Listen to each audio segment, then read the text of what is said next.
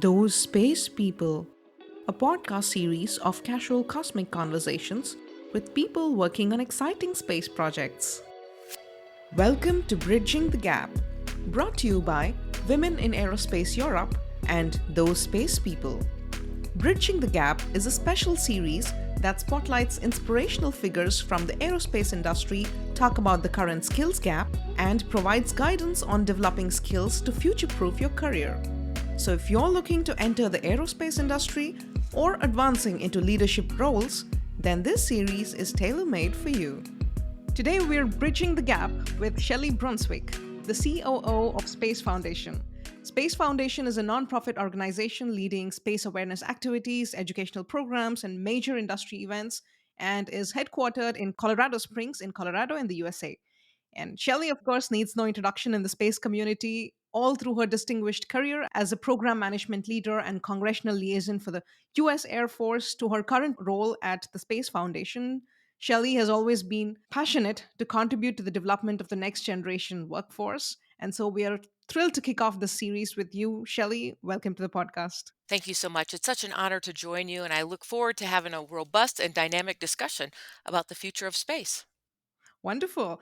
So, can we start off the conversation with broadly talking about the different inroads into the space industry for example, a young professional who's starting out their career? That's an excellent question because when we think about when I joined the space industry, there were very traditional methods. So when I think back to when I started 25 years ago, there was really only two ways for somebody to come into the space industry. And you primarily came in because you worked at NASA or a civil space agency, or you came in through the military. And many of your audience know, as you highlighted, that I came in through the US Air Force. So I came in through a traditional route, but it was also the start of non-traditional. And the reason I say that is 25 years ago, primarily your space industry individuals were STEM professionals: science, technology, engineering, and mathematics. But that is not what I am. I have a business degree and an MBA. So I was traditional in the sense that I was military, but I started that non traditional where we are seeing that continue over the next 25 years to where we are today, where we still need STEM professionals, but now we need more than 50 different careers, astronauts to artists, program managers to policymakers, teachers, technicians, and more. So there are many opportunities for individuals to come into the space industry with a diversity of careers throughout the supply chain, high school graduates to PhDs, and they can still work for those government agencies, but there's also a lot of opportunity in the commercial sector now. And what you see are the most sought after skill sets in the space industry? I don't know, maybe 20 years ago to now. Well, we still see 20 years ago, STEM professionals were really important. And we still see today where we still need those hardcore STEM professionals. But we also need a lot of other skills that go with it. During COVID, we saw how fragile the supply chain was around the world. Well, we need those people. We need technicians and manufacturers and electricians and welders.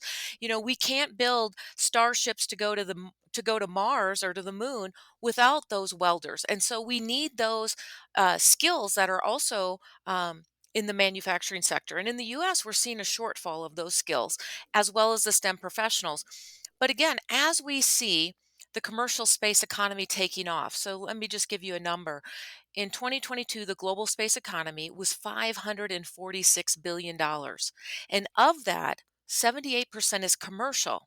Well, commercial needs, yes, they do need STEM professionals, but then they also need everybody else. They need sales, they need marketing, they need strategic communications. So they need all those skills. So for somebody who's out there listening, what are you passionate about? And if you want to be in the space industry, you can start looking for those companies that hire all those skill sets. And let's say someone who is a mid professional who is looking to enter the space industry from another industry, how do you advise that they find opportunities? Well, first, I'm going to start with for anybody that wants to do anything, I have an interstellar guide to success. And there's three main steps: it's awareness, access, and action. And so that first one is awareness. Your podcast is a great form of awareness. There are awareness that there are opportunities in the space industry for you, whether you're early career, mid career, or even late career. There are opportunities for you. Now, that second step is the access points, and you can look at those as training, mentoring, and networks. So I know an amazing woman who did a mid career transition out of the oil and gas industry here in Colorado. And over the course of time, she's now the COO for a space startup company. And what she did is exactly what I just said for access. She reached out and found mentors and champions and role models. She networked with space organizations. And then she also did some online formal and informal training. So that's your access points. And then that third step is just like this person did. You have to take action. You have to join those organizations. You have to network with people. You have to learn the lingo. Space has its own vernacular, and we talk in different talks, just like the military talks in acronyms, and women in aerospace. So you have to learn that lingo. So you have to take action. So it's three main steps. And again, it doesn't matter where you are in your career or really what you want to accomplish. Those three steps of awareness, access, and action apply to everyone. I love that mantra. I guess one can apply that even, outside of the professional world in personal life as well. Absolutely. Yeah, so can we talk about some of the least popular career paths that you've seen evolve in the last few years in the space industry? Well, I think we should look at all the career paths, and people may not think that these are career paths into space, but here's one example that I think is amazing. I visited Kennedy Space Center, and many people know that is where the shuttle and SpaceX are launching rockets um, out of in Florida. But, there's not a lot of food around Kennedy Space Center, not a lot of restaurants, not a lot of fast food. So there's Kennedy Space Center, and then there's a bunch of companies like Boeing and OneWeb and, Blue Origin that are building companies. But again, people have to eat. So if there's no place to go eat, then you have to bring your lunch every day. So there's some options. We talked to some startup companies that were restaurateurs, and it's like, well, what if you got a food truck and every day you drove out there because it's a good 30-45 minutes from Kennedy Space Center to Cocoa Beach. So you can't really do it during a lunch hour. So somebody could be in the restaurant business, put together a food truck, drive it out, pull up to OneWeb, sell their food there, then drive across the street. So there's a lot of ways that people don't realize how they are part of the space community because the space community is people. So that means people, you need schools, right? Because people want to move somewhere and take jobs where there's a place for their kids to go to school. So you want to have teachers, you want to have a community. So a lot of times people don't necessarily see that economic development piece when they think about the space industry. But one of the things we're looking at here in the United States is, the cost of housing and good schools because we want to build that future workforce and families want to send their kids to great schools. So, as companies are building and relocating, that whole economic development of what a community looks like is really an important piece, too. So, for individuals who, again, I really want to be part of the space sector, but I'm not going to be a rocket scientist, you know what? There's this whole litany of careers that you may have not even thought about, like I just described food service, everybody's got to eat. Or teachers, or all these housing and relocation. People got to move to Kennedy Space Center or Denver, Colorado, or Los Angeles, or to where all the space companies are setting up. So they need all those other support services as well. So it's a great way for somebody to start a niche business and become an entrepreneur, maybe. That's a very interesting take, and I guess it kind of also holds globally because if we look at space centers or space companies, for a myriad of reasons, they are located in far off places. They're not really in the middle of a city or a well-populated area, be it in Europe or in India or further in the east. So yeah, that's a very interesting point. I never really occurred to me. It's pretty awesome. Another important thing is also circling back to what you previously said about the space industry needing a lot of electricians and welders and these non-STEM very important professionals.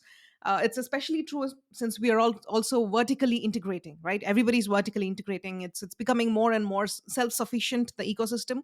So we definitely need all these people, but to attract this talent from other industries, I see one big hurdle, which is the difference in pay gap, the difference in pay, right? Because the profit margins in the space industry are so low. Of course, it doesn't trickle down. If we just need to compare the salaries of, I don't know, a software engineer at Google versus a software engineer at SpaceX. SpaceX, hands down, is the coolest, most amazing, I'm pretty sure very rewarding job for that person. But unfortunately, there's a big pay gap. Do you think there's a way, or at some point in the future, we will overcome this as an industry? Absolutely. Now, I will highlight in the United States that those jobs in the space industry usually pay more than jobs that are not in the space industry. So that may be just an anomaly here in the United States. So I do want to highlight that. And I also want to highlight that, there's a difference in the access. So to become an electrician or welder, there may be a much lower bar than becoming a rocket scientist. Like you said, a rocket scientist may have to have a PhD. You're going to take on maybe a large amount of debt, or you can get scholarships. Whereas an electrician, there are some manufacturing programs that high school students can complete here in the United States, complete a certificate and walk right out of high school and walk into a high paying manufacturing job. And so, there's a lot of difference in how individuals can look at how soon they can start their careers. So let's talk about diversity in the space industry, right? So when we look at the representation of women in the space industry, I actually see quite an interesting difference between Germany, where I'm currently located, and India, where I come from. So, for example, engineering is considered a masculine field in Germany, with fewer girls opting for it, while in India, specific branches of engineering are considered are preferred. So, for example, branches such as electronics or computer science are preferred by women in India or girls in India instead of mechanical engineering or civil engineering, right? So, this greatly skews the participation of women in general in the space industry. And how is it in the US? Well, I agree with you. I think we do have to create more role models. And what I mean by that is, when we think back to the Apollo era and we looked at those engineers, they were all white male STEM professionals, right? Sitting in Kennedy Space Center watching the Apollo 11 take off. I mean, there's pictures of it. And in that picture, there's like one woman in that room of all male. Now, we do know during the Apollo era, there was diversity. We saw the movie Hidden Figures. So we do know Katherine Johnson, and many other amazing diversity women were part of putting a man on the moon and safely returning him to Earth. But I think as we fast forward to the Artemis generation, which is where we are today, more than 30 countries have signed the Artemis Accords to return humanity to the moon, this time to stay and go on to Mars. We are starting to see more gender diversity. The first woman has been selected to go around the moon. Eventually, we're going to see the first woman on the moon. And where will she come from? Will she be US or another country? We're seeing a lot of private companies that are sending more diversity into space, whether it's Blue Origin or Virgin Galactic, SpaceX. We're seeing a lot of that, like Dr. Cyan Proctor, who went with SpaceX. So we are starting to see those role models. And I think that's critical because for women and diversity to find pathways into the space industry, they have to see a pathway. And it's not just for them that has to see it, it's also for their family, their parents, because a child is not going to see an astronaut and then say, I want to be that when they don't see anybody that looks like them. And if their family doesn't support that type of career path, because probably nobody in their family has ever been in the space industry. So it's really important as we create, remember that access, awareness, access, and action that I shared you. When we create that awareness, we have to reach out to those underrepresented groups. And then that access point is creating mentors and role models and champions that helps diversity and underrepresented groups. I prefer underrepresented because somebody could be from inner city or rural community. I don't know what their gender or their background is, just underrepresented groups. They need to see somebody that looks like them, that maybe has their same background, and then they can come into the space industry. Like I share my story, I did not know what I wanted to be when I graduated high school. I really didn't know. I wanted to see the world. And so one of the best things to do was to join the Air Force.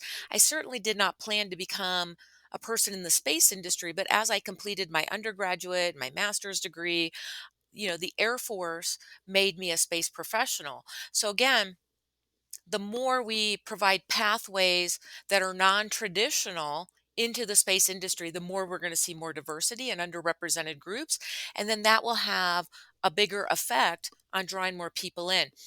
That's the United States, and as you said, Germany and India. And I will share with you, in the UAE, the United Arab Emirates, it's the opposite. They have more women that are in engineering than men. So again, it is really region specific.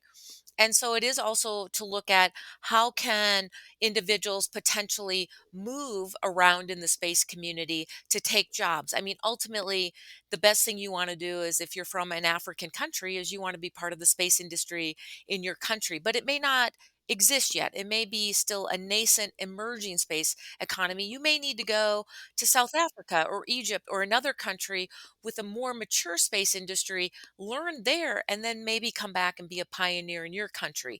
So again, there's lots of different levels for individuals to enter the space industry, to grow in the space industry, and then ultimately become leaders in the space industry.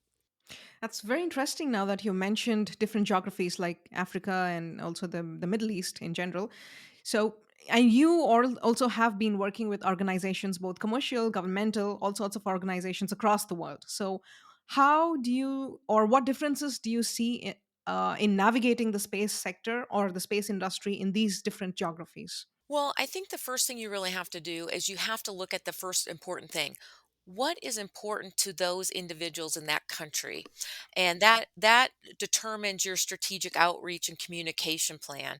I was really thrilled that I was able to lead a workshop discussion about the importance of strategic communication and outreach for a workshop for the UN IAF during IAC in Baku 2024 or 2023. And what we focused on is that first step for those emerging space nations or communities that want to be part of the space industry. Who are your constituents? What's important to them? How do you bring value back to them by being part of the space industry? So sometimes people say, oh, look at the United States or China or Russia. That may not be the right model for an emerging space country in Africa or South America. It's really what benefits your community. Some communities may benefit from tech transfer, the technology that we use from going to space that we can then bring back to Earth to help benefit individuals. And some of those can be Earth observation, weather data, helping farmers increase crop yields using space science methods. So it's really important that as a country or an organization looks at how they can bring value in the space industry, they also have to look at who are they bringing value to and what is that message, that awareness and strategic communication they have to do. I highlight this because during this workshop, one emerging space country, their space agency shared with me, they put a nanosat in orbit and they thought this was so great and their country would just love that they're in space. And instead, their constituents thought, oh my gosh, you spent billions of dollars putting a nanosat in orbit and you could have done all these other things. So it was a messaging misconnect. Obviously, it doesn't cost billions of dollars to put a nanosat in orbit, thousands or so, and but they did not do a good outreach and strategic communication to connect what they were doing with their constituents, their citizens, to make this of value. So it's really important for emerging space nations to listen what would bring value to their constituents. Yeah, that's a very valid point because especially in the post-COVID world where budgets are stressed across every country, we're all questioning why are you pouring millions or maybe billions into the space industry. That's a very interesting point. And I also love the way you look at it from an individual's perspective, right? So you started off saying that you need to look at what that person or that community wants. And also previously you said how or outreach should not just reach the individuals but also the family, because family plays a very big role in shaping and influencing a person's decisions. That's incredible. So of course the solution to all this is having more and more role models and promoting more outreach and conveying the message in the right way.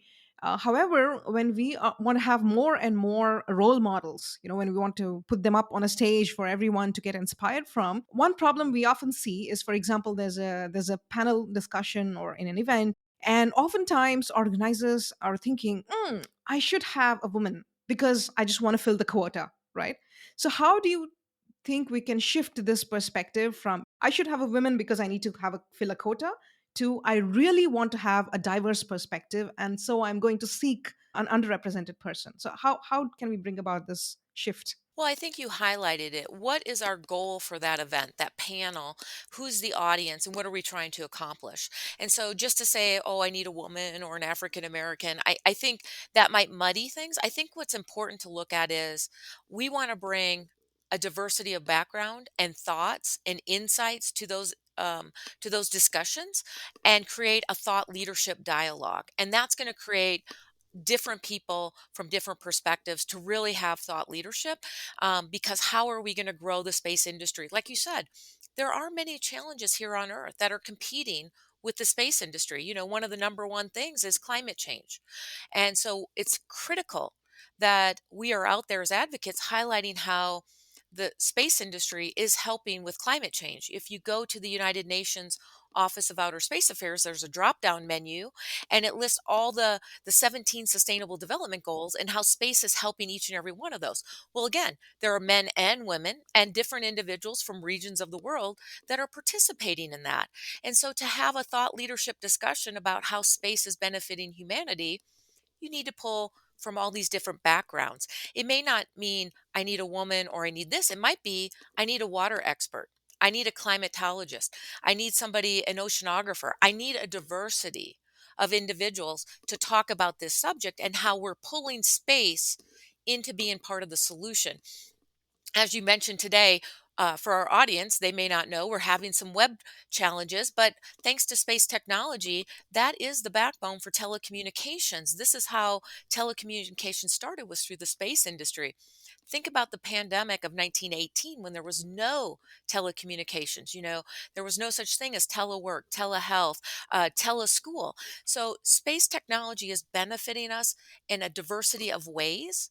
And I think we need to bring those diversity of individuals to the table to talk about how space is benefiting us versus thinking about what does the person look like that's on the stage. Yeah, it's all about equalizing access, and that's what space is doing. And do you have a message for the listeners from the Women in Aerospace Europe community, or women or underrepresented groups across the world who are listening to this podcast and who want to get into the space industry? Absolutely. Well, there are some great organizations out there you can join. WIA is a fabulous organization. I'm going to start with that. I was the chair for WIA here in the United States for 3 years, and it was an amazing journey. So they're a great organization. You have WIA Europe, WIA Canada, WIA Africa, WIA Japan. So great organization. You can also join Women Tech Network. Great organization. They have a mentoring program as well. And even though it says women in the name, it's open to men and women. And another great organization you can join is Space Generation Advisory Council. They give scholarships to space conferences, they pull together networking events, and they also have a mentoring program. So I'm going to kind of share that with the, access point I gave you earlier, awareness, access, and action. That access is so important. Build your network, find mentors, and get training, whether it's formal or informal. Find ways to get training to come into the space industry. To all those listening, I'm going to include links to all the networks that Shelly has mentioned in the description. Feel free to check it out. And Shelly, you've shared incredible insights from your wide experience across the world and your experience with working with different stakeholders across the space value chain. I've personally learned so much more, and I love the way you look at things. I love the way you look at it from a humanistic perspective, and it's incredible and beautiful. Thank you so much for your time today, Shelly. Absolutely was a pleasure chatting with you. Thank you so much. I'm so honored to join you. And until next time, I look forward to seeing you around the galaxy.